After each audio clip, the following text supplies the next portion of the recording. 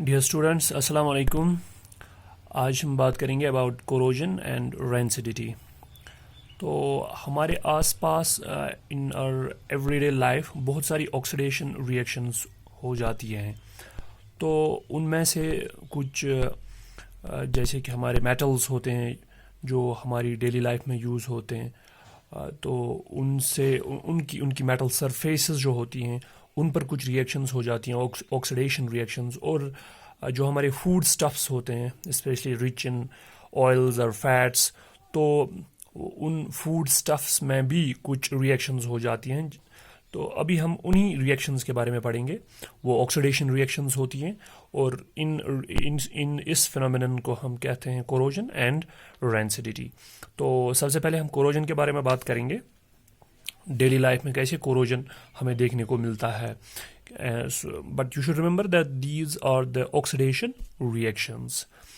Corrosion जो है ये हम जो हमारे मेटल सरफेसेस होते हैं, स्पेशली आयरन जो आर्टिकल्स होते हैं या सिल्वर के या कॉपर के, तो वहाँ पे देखने को मिलता है हमें corrosion in our daily life. हमारे एटमॉस्फेयर में बहुत सारे गैसेस होते हैं, लाइक कार्बन डाइऑक्साइड है, ऑक्सीजन है, हाइड्रोजन सल्फाइड है, वाटर वेपर्स हैं। तो ये सारे गैसेस मेटल सरफेसेस के साथ मिलकर मेटल सरफेस जो है उसे ख़राब कर देती हैं, क्योंकि ये इस मेटल सरफेस के साथ रिएक्ट करके different types of new chemical compounds बनाते हैं। जैसे मेटल सरफेस पे ऑक्साइड्स बनते हैं, कार्बोनेट्स बनते हैं, सल्फाइड्स बनते हैं। तो इस फिनोमेनन को हम कोरोजन कहते हैं। So we can write down here, it is the process of slowly eating up of metals. It is the process of slowly eating up of metal surfaces or metals due to the attack of atmospheric gases. Atmospheric gases like carbon dioxide, oxygen, water vapors, or hydrogen sulfides,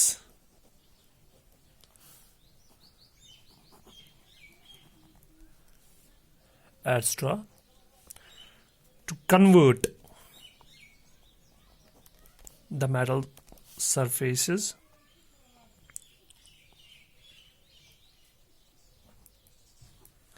convert the metals or metal surfaces into metal oxides or carbonates, sulfides or sulfides, etc. So this phenomenon is called corrosion. तो corrosion क्या होता है? ये metal surfaces हमारे atmospheric gases के साथ जब slowly react करते हैं तो मेटल सरफेसेस ख़राब होना शुरू हो जाते हैं, क्योंकि इनके ऊपर नए केमिकल कंपाउंड्स बन जाते हैं जैसे oxides, carbonates, sulphides, and this phenomenon is called corrosion.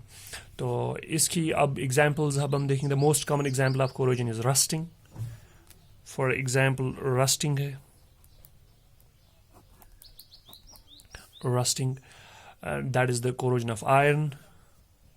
Rusting is the corrosion of iron। जो आयरन आर्टिकल्स होते हैं हमारी डेली लाइफ में वहाँ पे रस्टिंग हो जाती है, and that is one of the examples of the corrosion. तो इसमें क्या हो जाता है? When an iron article remains exposed to moist air for a long time, its surface is covered with a brown flaky substance called the rust। तो वो जो rust होता है वो होता क्या है actually? Rust is mainly hydrated ferric oxide Fe2O3 dot n times water और x times molecules of the water।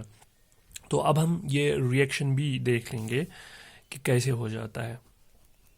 This is ion Fe plus O2 means it reacts with the oxygen of the atmosphere and water molecules. They can be n times or x times water molecules, and it forms hydrated ferric oxide Fe2O3 dot x times H2O।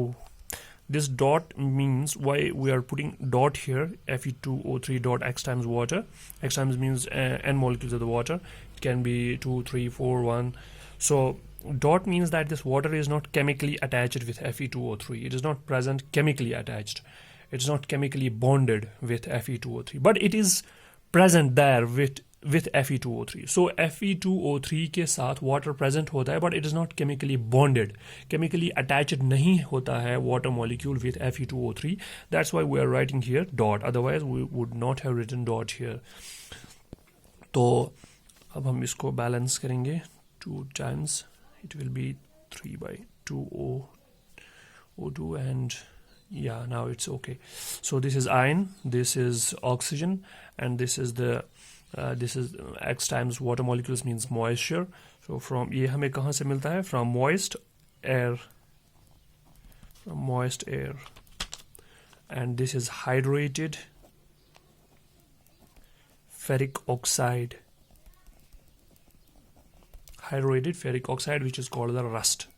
इसी को हम rust कहते हैं. And this rust, ये जो rust अब बन गया आयरन आर्टिकल्स पर, जो आप खुद भी देख सकते हैं, वो ब्राउन कलर का.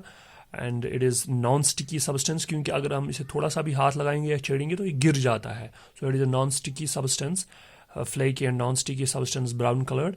तो ये रस्ट जो है जब भी आयरन पे चढ़ जाता है तो फिर गिर जाता है. तो आयरन की अब एक्सपोज हो जाती है दूसरी लेयर, तो उस पर भी रस्ट चढ़ जाता है, वो भी फिर गिर जाता है. इस तरह से स्लोली इट ईट्स अवे.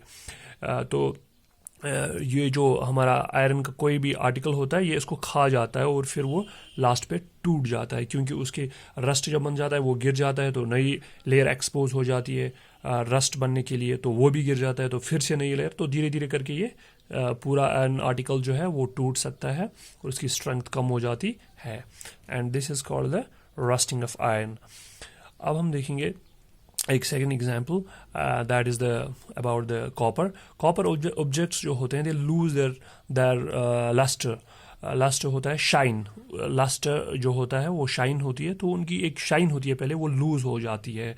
क्यों लूज हो जाती है? क्योंकि जो the surface of this objects they occur, उनमें ग्रीन कोटिंग सी बन जाती है. अब वो अपनी शाइन लूज करने के बाद ग्रीन कोटिंग हुई. क्यों? क्योंकि वहाँ पे एक एटमॉस्फेरिक गैसेस के साथ रिएक्ट करके एक नया कंपाउंड बन जाता है कॉपर सरफेसेस पर.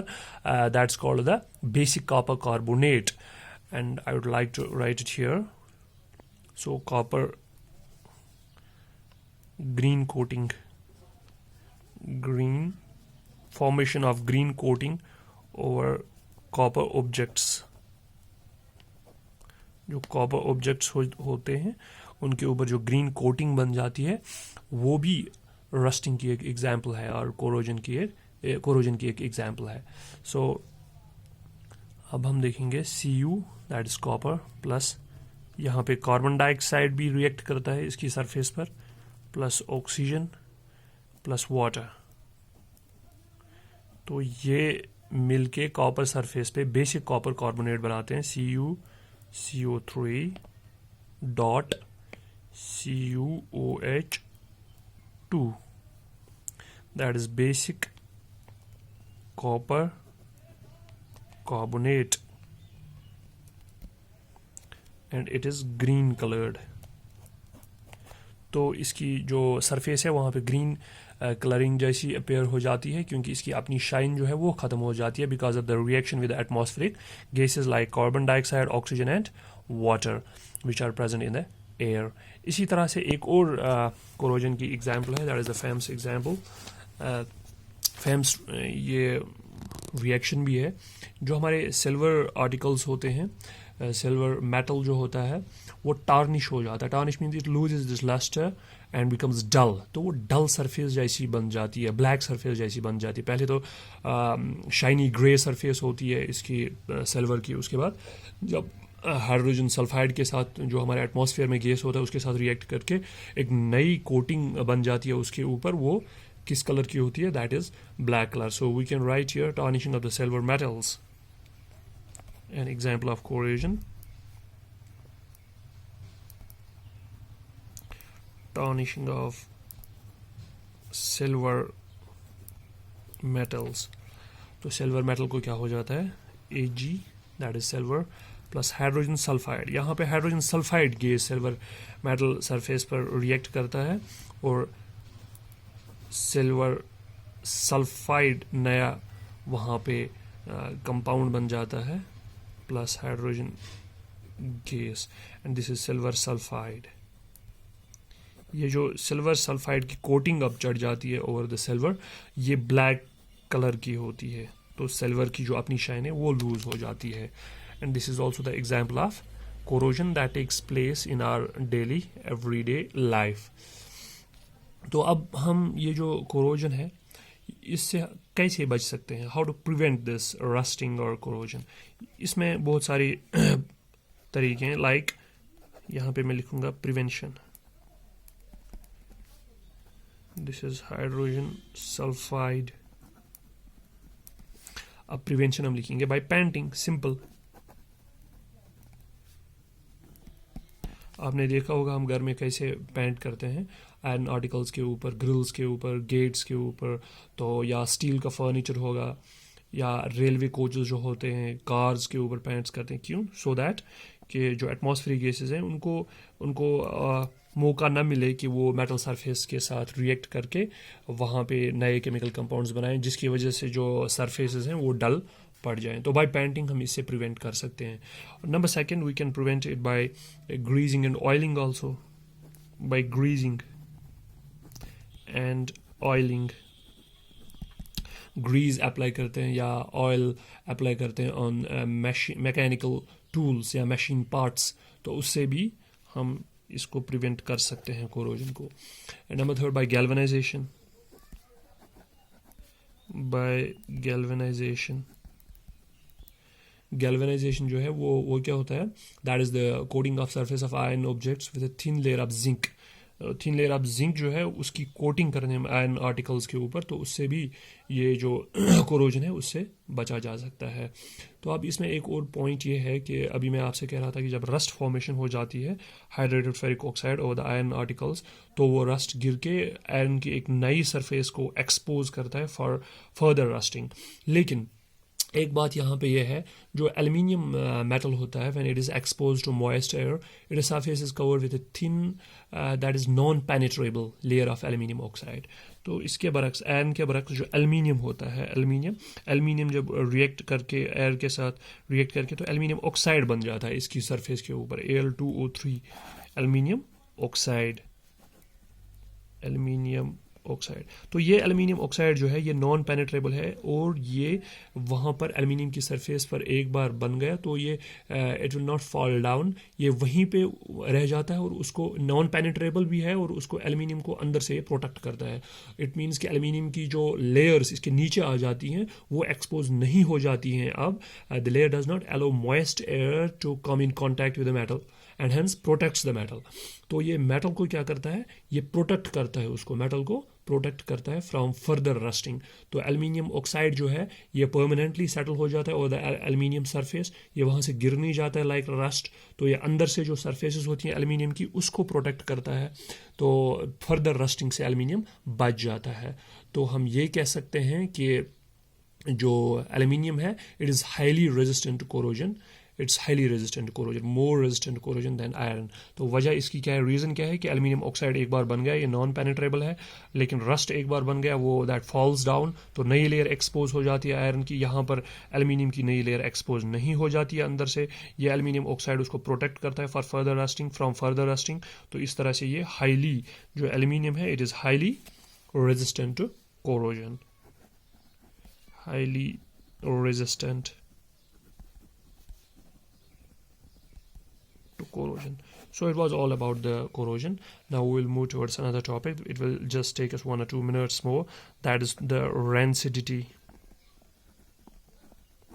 पहले ही मैंने टॉपिक में लिखा था कोरोजन एंड rancidity, यहाँ पे कोरोजन एंड rancidity। तो कोरोजन हमने पढ़ा, it was the oxidation of the these metal surfaces due to the atmospheric gases. Now अब हम rancidity के बारे में पढ़ेंगे।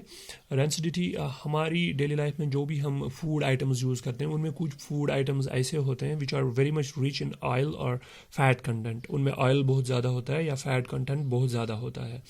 तो हम क्या करते हैं, हम कभी कभार नोटिस करते हैं कि इन फूड्स में एक बैड टेस्ट डेवलप हो जाता है, बैड स्मेल सी डेवलप हो जाती है। क्यों?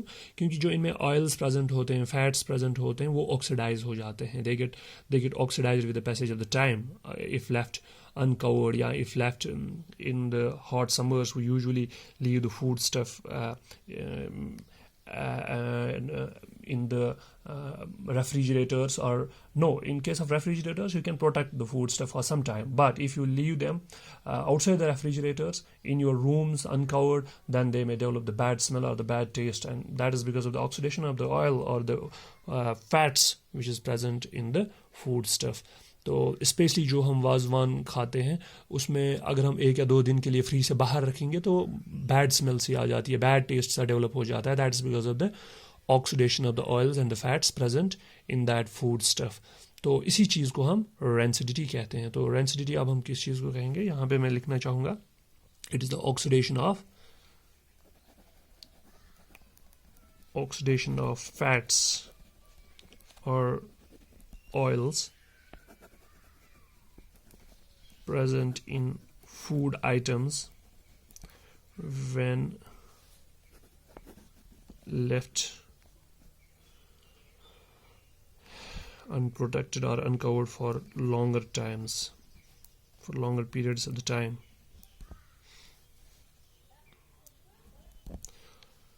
तो इससे क्या हो जाता है, इससे bad smell and bad taste develop हो जाता है, जिसे हम रेंसिडिटी कहते हैं।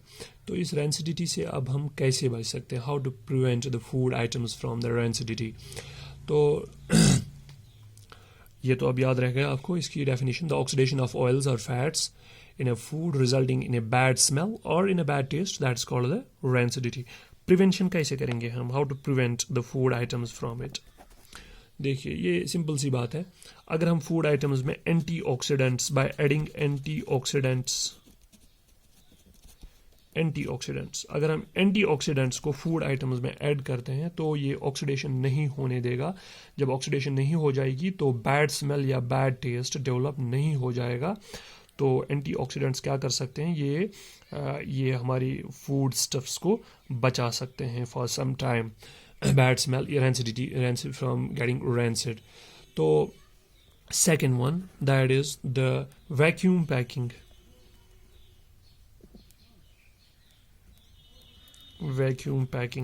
जब फूड आर्टिकल्स को या फूड आइटम्स को पैक किया जाता है तो पहले वैक्यूम क्रिएट करना पड़ता है। So the container is evacuated before sealing. तो इसमें एयर या ऑक्सीजन जो है वो इवैक्यूएट किया जाता है from the containers in which food is being kept. तो उससे क्या हो जाता है कि ऑक्सीडेशन ऑफ फूड नहीं हो जाती है। तो वैक्यूम पैकिंग भी एक इम्पॉर्टेंट चीज़ है। Number third, replacing air by nitrogen, या जिसे हम नाइट्रोजन पैकिंग भी कहते हैं।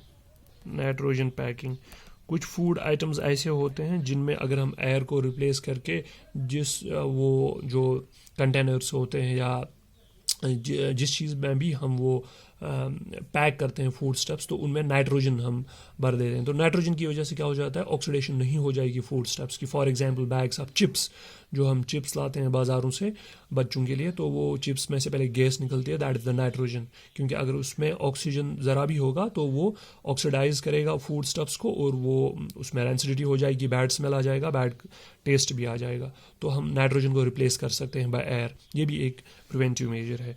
And then the fourth one is refrigeration of the food stuff.